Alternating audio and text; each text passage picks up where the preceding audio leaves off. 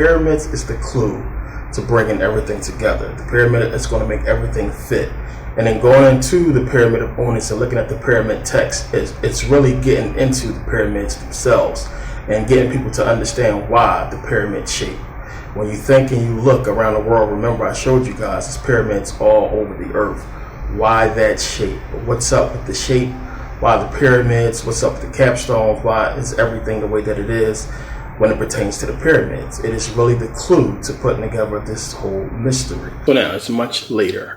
And we have a lot of information to get into. But first I want to really get into my trip to Kemet a little bit. I'm going to talk more about it at the end of the DVD. But, my purpose in going to Kemet was to really do, personal research and research for, upcoming videos. Some of the stuff that I seen in Kemet, that I researched in Kemet, will be talked about in this DVD. But for the most part, a lot of it has to come into play in DVDs to come and videos to come on YouTube or what have you, because it's a lot more stuff to go to it to get people to understand what I'm talking about.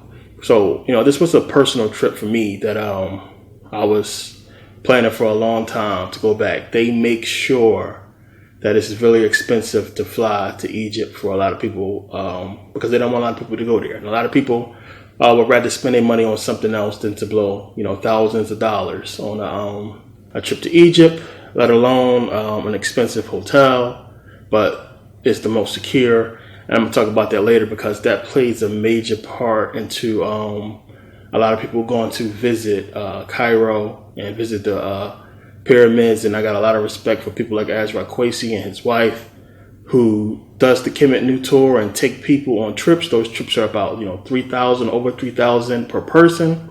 And I understand why. It's a lot that goes with it, but it's a lot. I actually think that's a good price. It's a lot that it entails that people would need. And when you look at everything that the trip includes, I think a lot of people getting a good bargain at that price. And it might be something that I might end up taking part in down the line, depending on the situation in Cairo. But the woman brings us into this planet. It's something that we all understand and know. So when you really get into it, and it's just, we bombarded by so much, it's stuff that we really don't think about, but we can settle it all right there with just that question. She didn't birth herself. Everything comes into existence. Every human came into existence by a woman. How did she come into existence? She had to be created. It's just that simple. So we can, right there, just by getting that technical, X out evolution. We can get rid of it. No, we didn't. And I went through all that on YouTube, and I went through all that. That's why I got into this stuff. So when we get to this final part, you will really be able to grasp that.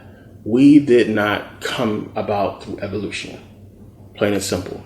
When you look at the animals, they have a different consciousness. They have a different comprehension. Plain and simple. Billions of insects and animals on the planet. Not one of them has the comprehension of man. And we understand that because one, you can be driving down the road. Just give you a quick example. And the more you drive, the more roadkill you see. And you have to start thinking to yourself, how stupid can these animals be to not just wait for the cars to go by? I mean, this is your life we're talking about. It's over if you get hit by this car. How dumb can they be, to not just wait till there's absolutely no cars, till they're 100% sure to cross the street. Yet we see countless animals, birds, getting hit by cars, roadkill. We see flies flying right at your car at Mach 10 when you're going down the road, thinking that, your window, they're able to fly right through and come out the back. And, the consciousness of animals does not equal the consciousness of man. So if we evolve as they did, we will have their consciousness. We do not. But it's clear to see that this planet and the animals that was here, that are here, or was here too, was used to create these bodies that we have now. It's just that simple. There's no way around it. You can't look at the ape and not see you. I don't care if you're black or white. The hands look exactly like us. We know. We share these genes and we share this DNA, as I got into. So we are a, unique creation in the universe, plain and simple. I don't think people understand how complex our brain alone is, how complex the human body is. A lot of thought went into the creation of us. We are seriously complicated. This is not something that is just put together out of the blue. We are very complex people, and when you think about something, creating something that has to hold this much energy and a consciousness, I mean, it's amazing that they were able to do what they did in our creation. So we understand that we share genes, DNA with animals, and that we also share DNA and genes with whoever our creator is. The thing is, it's really hard to tell exactly where this creation took place, but it obviously didn't take place here on Earth. It had to have taken place somewhere else. So we are told, the Earth is unique, that the Earth is the only planet that can support life, and da-da-da. And then we found out later on that, possibly people live on Mars. There's possibly people living on Titan, which is one of the moons of Saturn. And of course, the Greek gods, in Greek mythology, the Titans were, in Greek mythology, and a lot of the moons of Saturn are named after those Titans. The Titans were giants. Kronos, the god of Saturn, all that is going into Greek mythology, as I said, not a coincidence. Now, again, I talked about this before, the movie Prometheus. When they go onto that planet, they fly past Saturn and basically land on one of the moons of Saturn, which is where they find out that aliens created human life. They go into a place that has the atmosphere of Earth, and they find out that these aliens that look, like us, we look like them, created us. And, you can't get much more clear than that and get into the understanding of what that movie is trying to tell us, which is why I use it a lot. And I was shocked at, the fact that they put that movie out the way that they did. It's giving away what a lot of people have already come to realize in esoteric circles a long time ago. As I said, this information is old. It's kindergarten stuff. It's stuff that a lot of people who done their research is going to come to this same conclusion. So for some of you, this information might be like, wow, but this information it's been out here. It's been there. And a lot of people have gotten to that point, which you'll be at the end of this DVD, where you just say, okay, well, I got to learn everything else. There's a lot more to come to it that goes with it, but at least I got to this point where I can understand the situation that's going on, possibly going on here on the planet. So when you step back and start looking at the picture, that we were definitely created and put here on this planet, and everything that, that entails, all the questions that start to pop up when you start dealing with that aspect of us and, our purpose and, why were we created, what's going on and everything like that. Then, all the pieces start to fall into place when you start looking and searching and going back through history and looking at stuff. And as I will show you in this video, and as you will find out through your own research, there are so many different stories, so many different lanes you can go. The only thing you can do is connect the dots and put the pieces together that fit.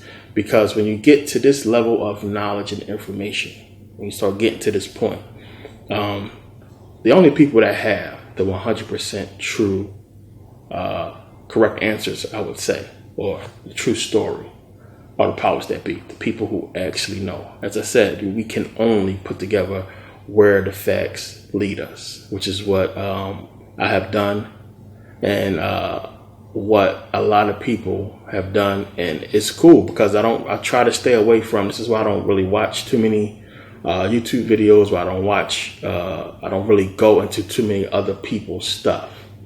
And I find out, through a lot of you guys that, when I'm talking about stuff and I put stuff out, that people always say, well, have you read such and such book? They came to the same conclusion. I go and read the book and I'm like, wow. It validates my research to know that, before I came to this conclusion, somebody else had already came to the conclusion, and it validates my research and lets me know that the path that I was on and looking for all this stuff and trying to put together the pieces, I was on the right path blindly. On my own, just trying to figure it out, and was coming to the same conclusion as everybody else. That's validation. That's when you've done right research, You've done research, you followed the breadcrumbs, and it led you to the correct place. So dinosaurs ruled for millions of years during the Triassic, Jurassic, and Cretaceous period. And during that time, while they was ruling, while they was on the earth, there was something going on in the universe. There was Star Wars.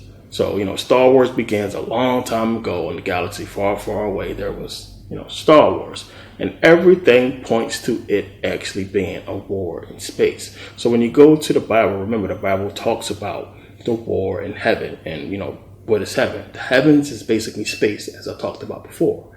We understand that the heavens is space. Even when you go into Genesis and read about the firmament and everything like that, it's giving you the hint that the heavens is basically space. So there was this war. Everything points to this war happening. And in the Bible, we know, Satan fought the war, and he was basically banished to earth because of the war and everything like that.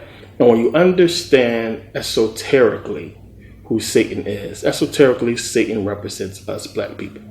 Now, Satan has many aspects, of course, and you have to understand what aspect it's being used. But Satan represents us. Now, even though when you read the Bible in Genesis, it doesn't immediately get into this war. We understand later in the Bible it speaks about the war, but we understand that the war happened before humans was created. Because we know when you get to the garden, Satan was in the garden, around the time humans was created. So he had to be banished to the earth, before we was created. So we understand that. So the key word is long ago.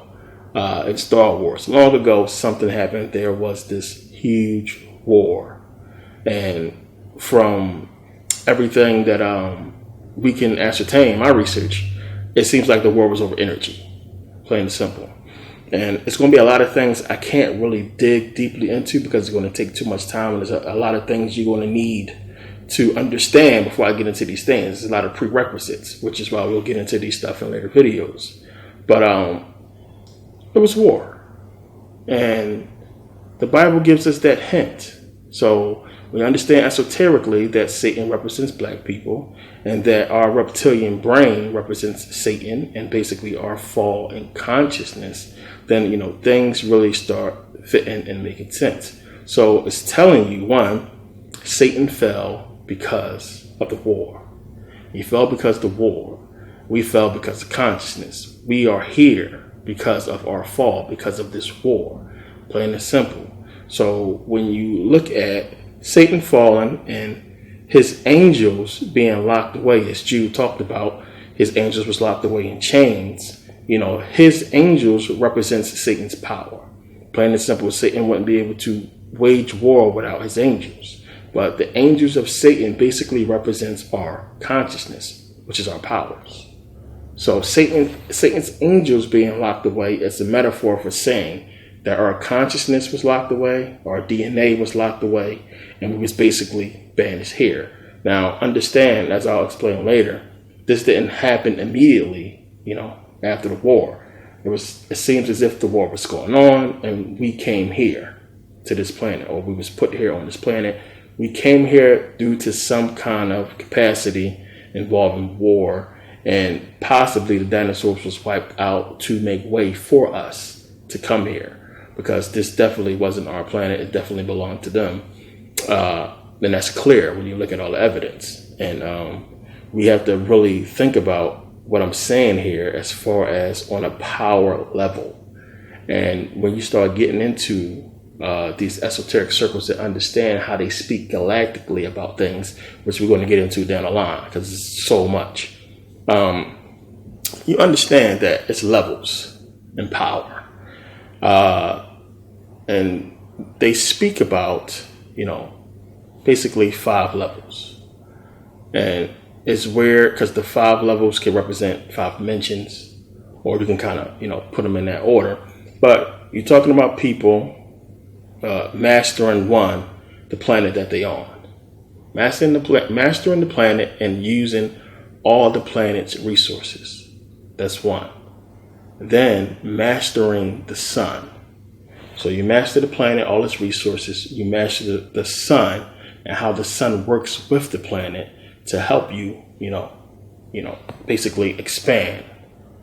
And you master the earth, the sun, and then you master your solar system.